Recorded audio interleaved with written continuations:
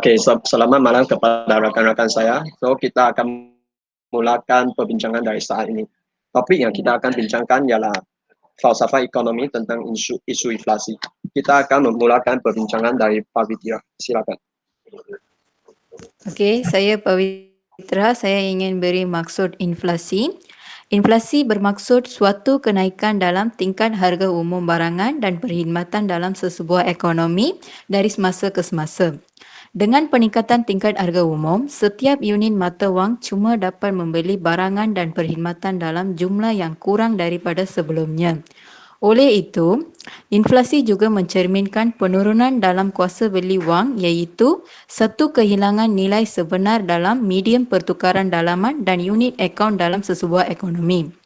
Satu ukuran utama bagi inflasi harga adalah kadar inflasi, iaitu perubahan peratusan tahunan di dalam sesuatu indeks harga umum dari semasa ke semasa. Okay, next. Sekarang saya akan cakap tentang jenis inflasi. Terdapat inflasi dinamakan daripada dua kategori. Yang jenis inflasi kategori pertama adalah dinamakan mengikut faktor menyebabkannya, iaitu inflasi tarikan permintaan, inflasi tolakan kos, dan inflasi diimpor. Dan selain itu, jenis inflasi kategori yang kedua adalah dinamakan mengikut kadar kenaikan harga dalam setahun, yaitu inflasi ringan yang di bawah 10%, yang banyak negara, kebanyakan negara adalah berada dalam situasi tersebutlah. Dan selain itu adalah inflasi sedang, yaitu di antara 10% sehingga 30%. Contoh negara adalah Liberia. Dan inflasi berat yang di antara 30% sehingga 100%.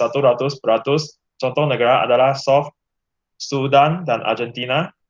Dan akhirnya hyperinflasi, yaitu 100% ke atas. Contoh negara adalah Jerman dan Venezuela. Saya cakap sampai sini ya. Okay, I'm Hancock Him. So, saya akan cakap pasal sebab-sebab yang melakukan inflasi. So, yang paling pertama ialah inflasi tarikan permintaan, iaitu permintaan melebihi pengeluaran. So, dia akan menjadikan inflasi. So, selain itu, inflasi desakan harga. So, apa tu inflasi desakan harga? Itu maksud kos pengeluaran naik menjadikan harga pengeluaran dia pun naik. So, yang akhir sekali adalah kemerosotan produktif dan juga desakan keuntungan dan cukai peningkatan. Okay, thank you.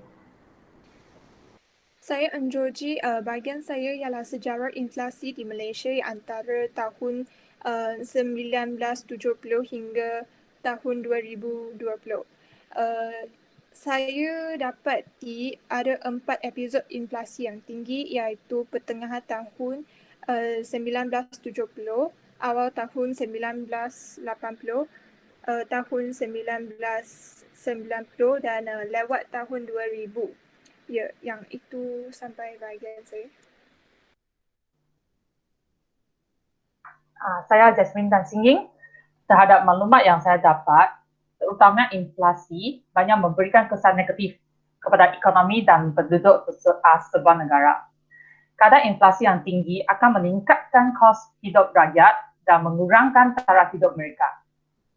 Agihan faktor-faktor pengeluaran juga tidak cekap dan akan merugikan ekonomi. Keadaan pengurangan pendapatan benar individu menjadi serius jika kadar kenaikan pendapatan wang individu lebih rendah daripadanya. Selain itu, sewaktu ekonomi menghadapi inflasi, kesan agihan amat dirasai. Bagi yang menabung, kadar faedah benar adalah rendah dan mungkin negatif. Bagi yang berhutang pula, akan beruntung kerana nilai benar wang bayaran hutang yang dijelaskan menurun. Yang memberi hutang akan rugi kerana nilai benar bayaran hutang yang diterima menjadi rendah. Sekarang, Saudari N akan sambung maklumat tentang kesan inflasi yang lain. Nama saya N. Yo Bingqi. Inflasi juga akan memberi kesan kepada barang-barang dalam negara. Dengan meningkatnya paras harga pengeluaran barangan dan perkhidmatan yang diekspor boleh kehilangan daya saing. Dengan kehilangan daya saing ini, pendapatan ekspor akan menurun dan ini akan mengurangkan pelaburan dalam industri-industri berkenaan. Syarikat-syarikat luar negara memiliki teknologi terkini yang mampu mengeluarkan barangan dengan harga yang lebih rendah akan menguasai pasaran dunia. Lantas, syarikat-syarikat tempatan yang mengalami inflasi akan hilang daya saing dengan syarikat-syarikat luar negara. Kesan sosio-ekonomi sememangnya teruk seperti yang pernah kita saksikan dan alami sebelum ini. Kegiatan mengambil untung berluasan dan berguna menjadi mangsa eksploitasi peniaga. Peniaga dan badan korporat menggunakan kesempatan ini untuk menaikkan harga barang dan perkhidmatan. Pihak yang tidak mampu memikul beban kenaikan akan memindahkan lebihan kos kepada pihak lain. Sekarang saya bagi Hani untuk sambungkan. Saya Hani Kamila dan saya akan sambung. Rantaian kenaikan pasti menjadikan harga barang-barang keperluan naik yang mana menjadi bahan tunjang dalam menggerakkan aktiviti ekonomi. Hal ini termasuklah yang melibatkan kos pembuatan dan pemprosesan. Kalau harga utiliti seperti elektrik pula naik, keadaan ini akan menyebabkan rakyat rasa terbeban, terutamanya bagi golongan yang berpendapatan rendah. Fenomena ini akan dianggap sesuatu yang amat membebankan. Selain itu, terdapat juga besar kenaikan harga lain kerana melibatkan semua bahan bakar ini. Antaranya ialah industri perumahan yang mana mengalami kesan tinggi terhadap kenaikan minyak. Bebanan kos perkhidmatan juga akan bertambah seperti tambahan bas dan teksi kerana keperluan terhadap bahan bakar ini. Kesannya, tekanan harga yang tinggi ini terpaksa dihadapi oleh pengguna. Jadi itulah kesan-kesan inflasi. Nama saya Chia Chani. Sekarang saya akan bincangkan tentang cara penyelesaian isu inflasi. Kerajaan akan melaksanakan dasar fiskal menguncut supaya mengawal harga barang semakin meningkat. Melalui dasar ini, kerajaan akan mengurangkan perbelanjaan mereka supaya perbelanjaan agregat dan permintaan agregat mereka akan menurun. Apabila permintaan menurun, stok barang akan menjadi berlebihan. Dengan ini, harga barang akan berkurang supaya pengguna akan membeli barang dan jadinya inflasi akan diatasi. Yang kedua, tindakan dalam dasar fiskal ini, kerajaan akan meningkatkan cukai pendapatan pengguna supaya pendapatan pengguna yang boleh diguna akan menjadi kurang. Kuasa beli mereka dan permintaan juga akan menurun. Seperti yang dinyatakan sebelum ini, apabila permintaan menurun, stok akan menjadi lebih dalam pasaran dan harga barang menurun, inflasi akan diatasi. Nama saya Jobber. Sekarang saya akan sambungkan. Dasar kewangan menguncut. Biasanya, bank pusat akan mengambil cara seperti menaikkan nisbah rizab berkanun, menaikkan nisbah rizab mudah tunai, menjual surat jaminan kerajaan dan menaikkan kadar diskaun atau mengawal kredit terpilih. Semua cara yang diambil oleh bank pusat adalah untuk mengurangkan penawaran wang. Penurunan penawaran wang dapat meningkatkan kadar bunga ke atas pinjaman orang ramai dan pelabur. Kenaikan kadar bunga akan menyebabkan kos pinjaman meningkat. Ini akan mengurangkan pelaburan dan menyebabkan permintaan agregat turut menurun. Akhirnya, tingkat harga umum barang dan perkhidmatan akan jatuh. Itu saja daripada saya. Saya pun Saifin dan saya akan cakap tentang itu penyelesaian isu inflasi mengikut kerangka falsafah pendidikan kebangsaan iaitu FPK.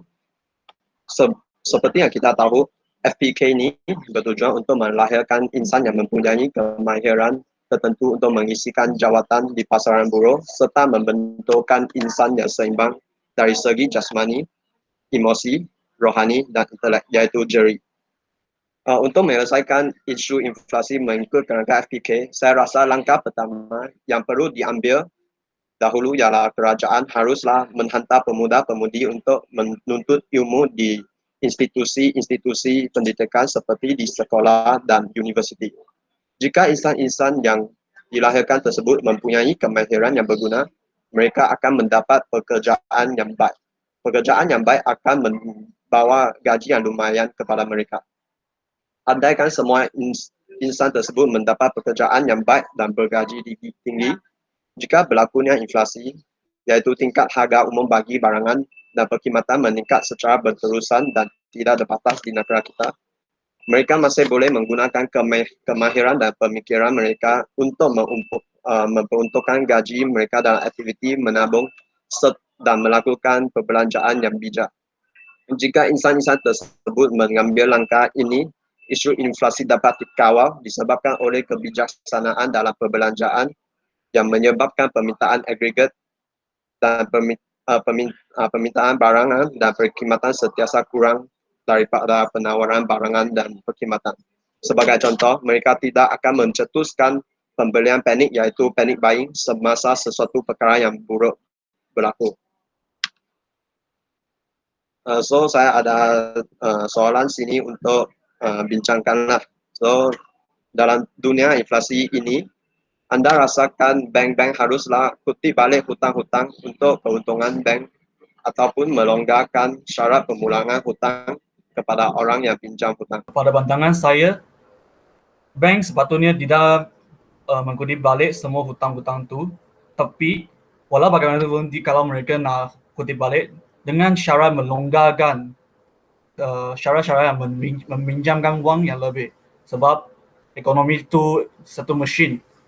Semua wang perlu berjalan baru boleh menyelesaikan semua masalah.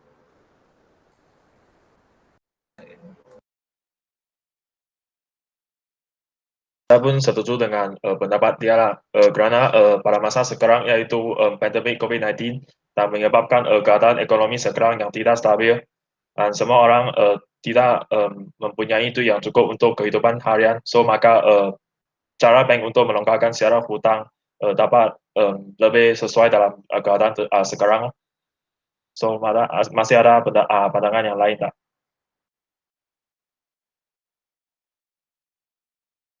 Saya pun setuju itu bank haruslah melonggarkan itu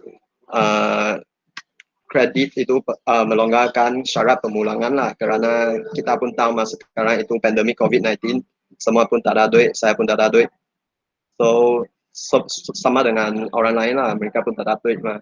So saya rasa untuk bank yang baik hati, mereka harus melonggarkan syarat tersebut supaya dapat memberikan kesenangan kepada orang lain untuk memulangkan itu hutang lah. Ya, George, ada apa-apa? Saya rasa bank patut melonggarkan syarat pemulangan hutang, sebab kalau macam tu syarikat-syarikat tersebut akan dapat modal yang cukup untuk meluaskan perniagaan mereka dan meningkatkan kuantiti produk dalam pasaran. Saya ingat bank boleh melonggarkan syarat tersebut, tetapi tak boleh memberikan kekuatan untuk bagi semua orang untuk memulangkan pinjaman mereka lah. Begitulah. So, kita end sini lah. So terima kasih semua untuk menyertai ini video lah.